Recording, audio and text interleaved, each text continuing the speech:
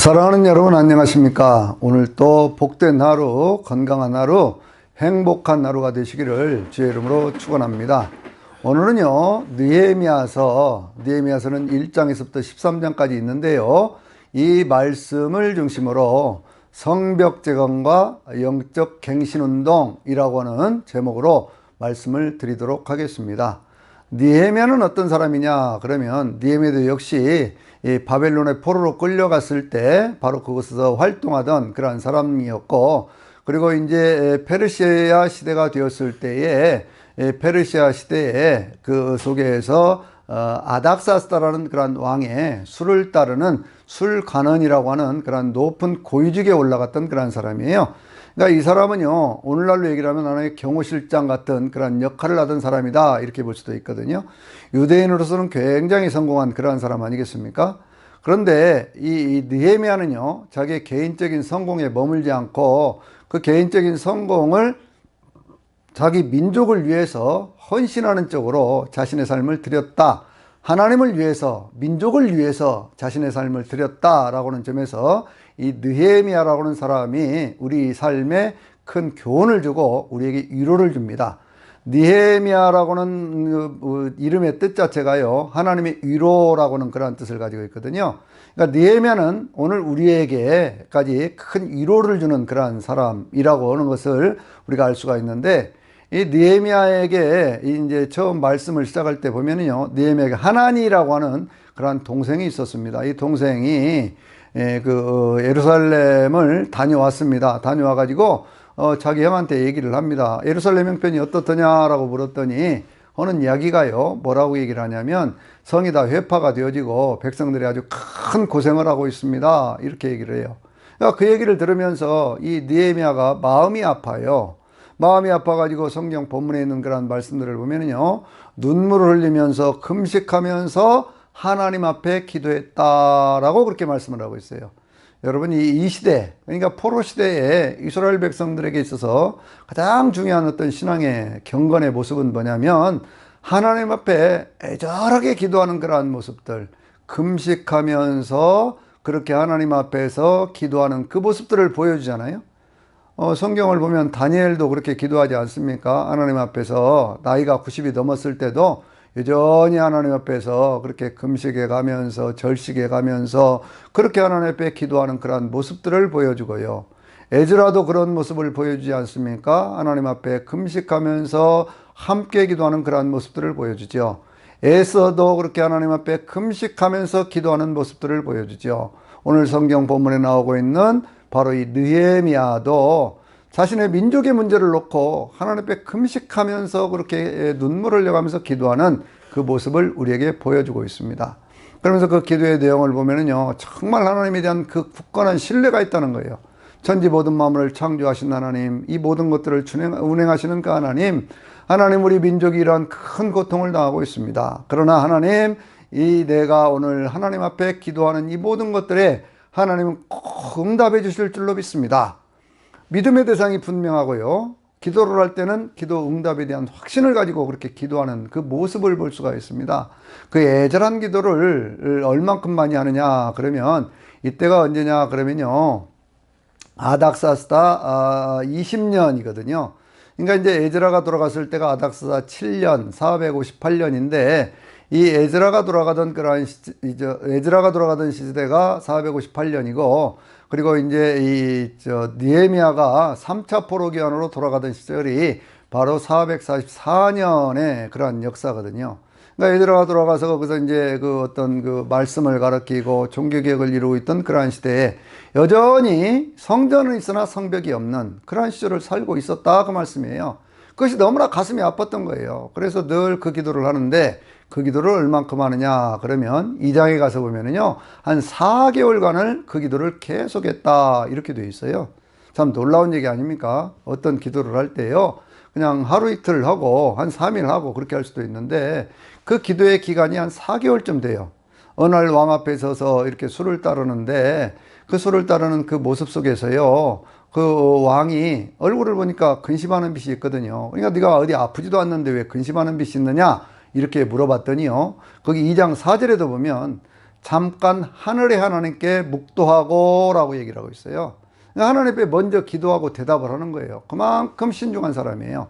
여러분들 우리의 삶에도 어떤 일들이 있을 때요, 다급하게 생각하지 말고 그냥 숨 한 번 더 쉬고 하나님 앞에 잠깐이라도 기도하고 그리고 계속해서 어떤 문제에 대한 해답을 추구할 수 있는 그러한 저나 여러분이 꼭 되면 좋겠습니다. 빠른 선택, 빠른 어떤 행동이 좋은 결과를 가져오기도 하지만 대부분의 경우는요, 우리의 살아온 삶의 경험으로 보면 빠른 선택과 빠른 어떤 그런 결단, 행동은 반드시 실수를 유발할 수가 있는 것이거든요. 그래서 우리가 하나님 앞에 기도하는 시간들이 필요하다 그 말씀이에요. 느헤미야서의 큰 특징 가운데 하나가 뭐냐? 느헤미야서에는요, 느헤미야가 시시때때로 하나님 앞에 기도하는 내용들이요 9번 나오고 있어요.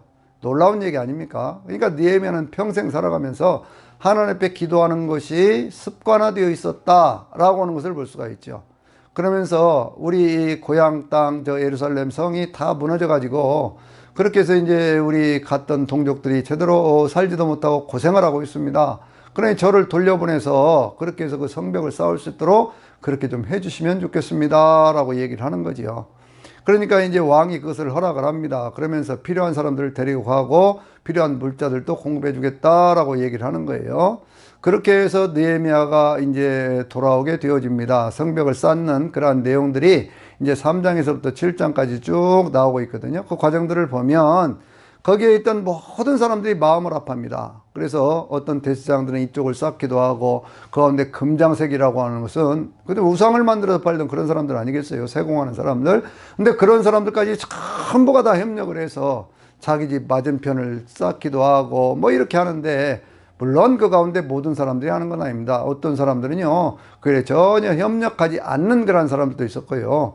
이들이 그것을 쌓기 시작을 할 때에 느헤미야는 무엇부터 하느냐 그러면 성전을 쌓기 전에 거기에 돌아와 가지고 한 3일 동안을 예루살렘 성 주변을 밤중에 다니면서 전체를 돌아보는 그러한 모습을 보여줘요. 왜 그랬을까요? 그 일을 시작하기 전에 뭔가 마음의 준비도 있어야 되고 사람들을 설득할 수 있는 그것이 있어야 될 거 아닙니까? 그러니까 그걸 다 살펴보고 자기가 알고 그 내용을 알고 그 백성들 지도자들을 모아서 이제 성벽을 쌓자 그렇게 얘기를 하는 거예요. 거기에 동의를 합니다. 그래서 그걸 쌓아가기 시작하는데요.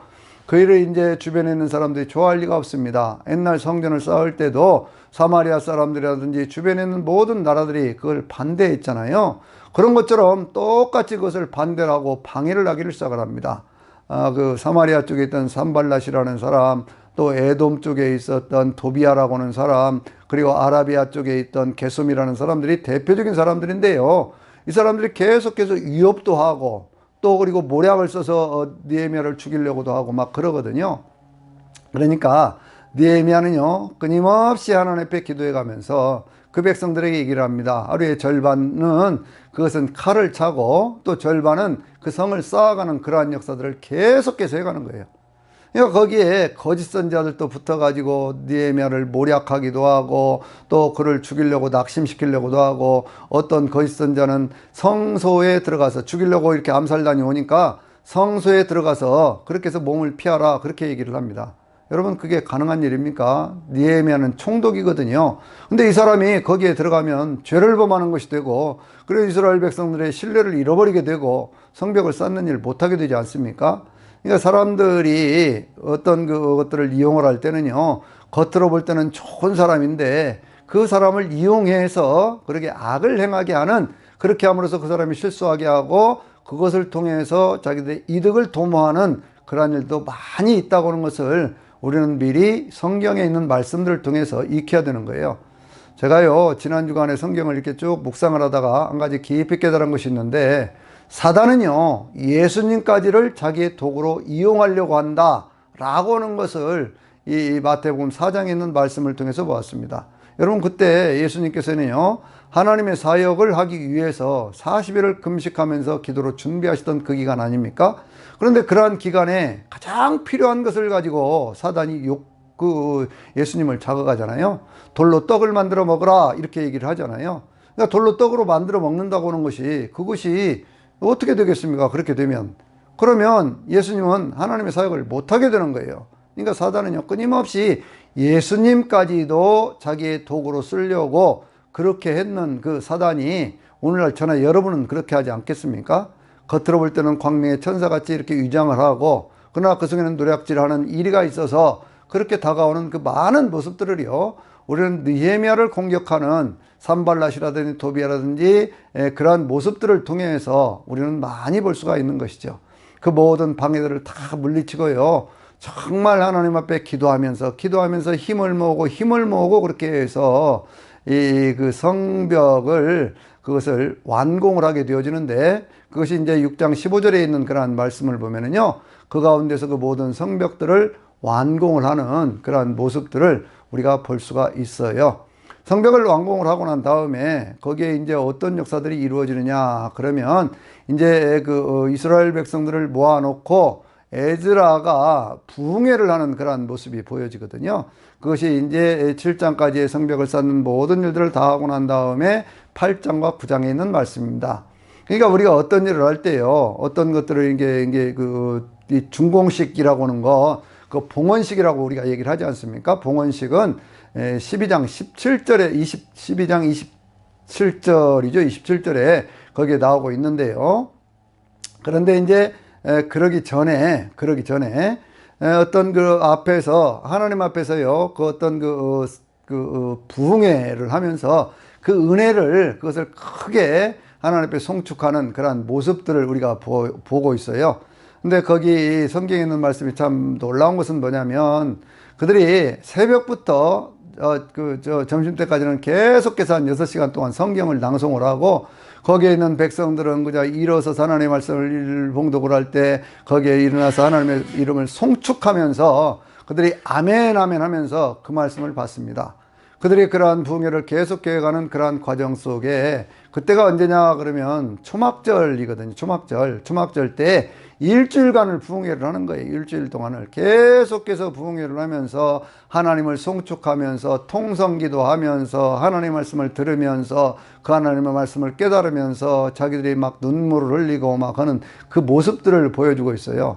저는 이 모습이요, 예전에 우리 한국교회가 참 여러 가지 어떤 인터넷이라든지 과학 문명이 이렇게 보편화되기 이전에 우리가 어떤 교회들에 모여서, 한 교회에 모여갖고 여러 교회들이 함께 모여서 어떤 때는 솥을 지고 가서 거기에서 밥을 해 먹으면서까지도 그렇게 부흥회를 하고 했던 그런 적도 있지 않습니까?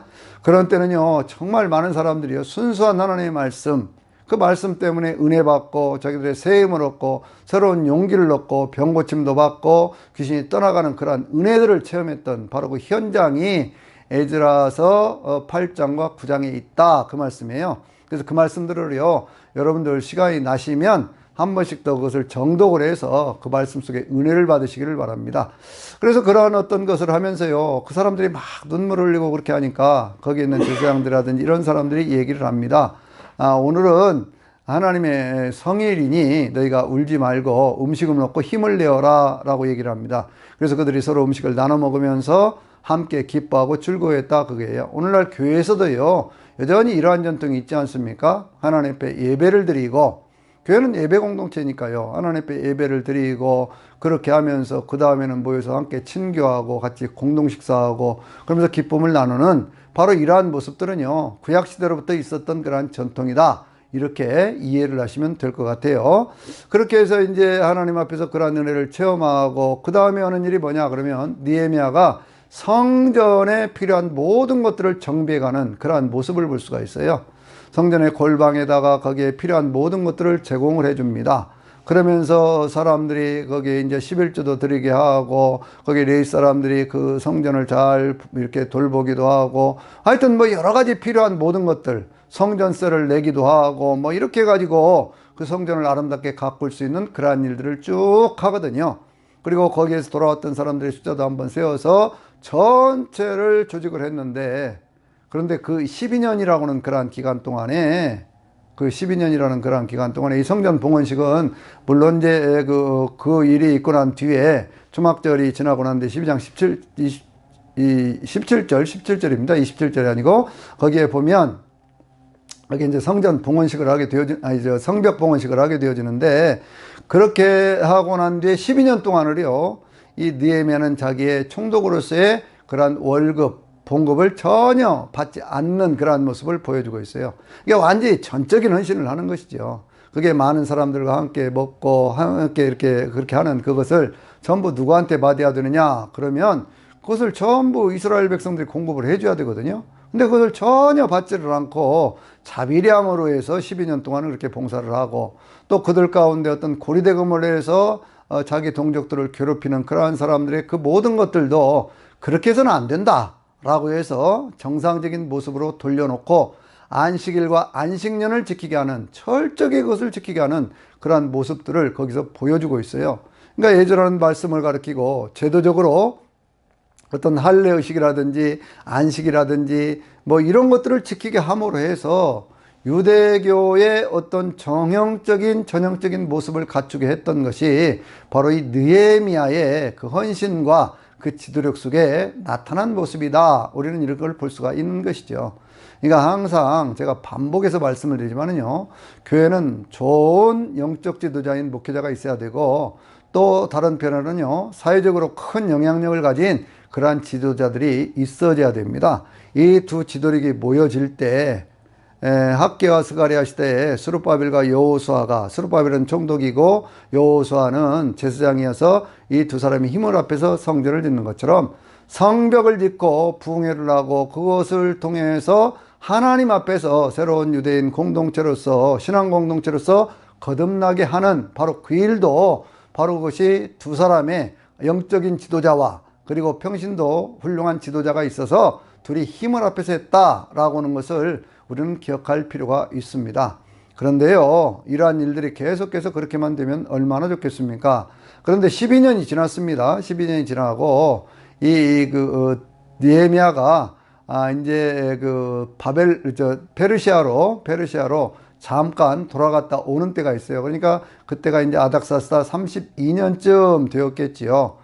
그러니까 이제 그때 그 시절에 어떤 일이 있느냐 그러면, 그때 이제 돌아와서 보니까요, 성전이 제대로 돌보지를 않아가지고, 성전이 잠깐 한 1년 그렇게 갔다 왔는데 성전이 제대로 돌아가지도 않고, 그 안에는 그 성전 안에다가 성전에 어떤 그러한 물건들을 쌓아놓던 그러한 자리에 도비아라고 하는, 암몬 사람 도비아라고 하는 그러한 사람들이 있을 그러한 거처까지 만들어 놓고 한 그러한 모습들이 보여져요.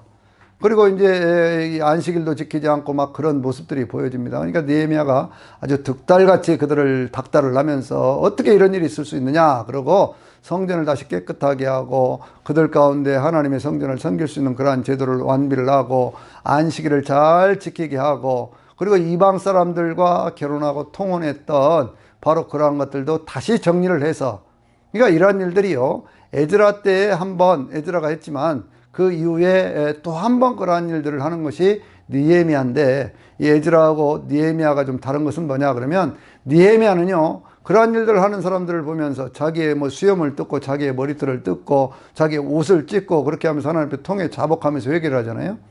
그런데 느헤미야는 어떻게 하느냐 그러면, 그러한 일을 했던 사람들의 머리털을 뜯고 수염을 뽑아버리고 그들에게 막 때리고 그렇게 하면서 그들로 하여금 돌이키는 그러한 모습을 보여줘요. 한 사람은 제사장이고 한 사람은 총독이었기 때문에 그랬을 것이다, 이렇게 보아지는 것인데, 근데 느헤미야는요 그러한 일들을 하면서 하나님의 이스라엘의 어떤 그런 공동체 자체가 신앙 공동체로서 바로 설 수 있는 그러한 일들을 꾸준하게 하면서, 이 느헤미야서의 맨 마지막에 있는 그 말씀을 보면 뭐라고 말씀을 하느냐 그러면요, 하나님 내가 행했던 이 모든 일로 인하여 나에게 복을 주시옵소서 하고 하나님 앞에 기도하는 내용으로 느헤미야서가 끝나는 것을 볼 수가 있습니다.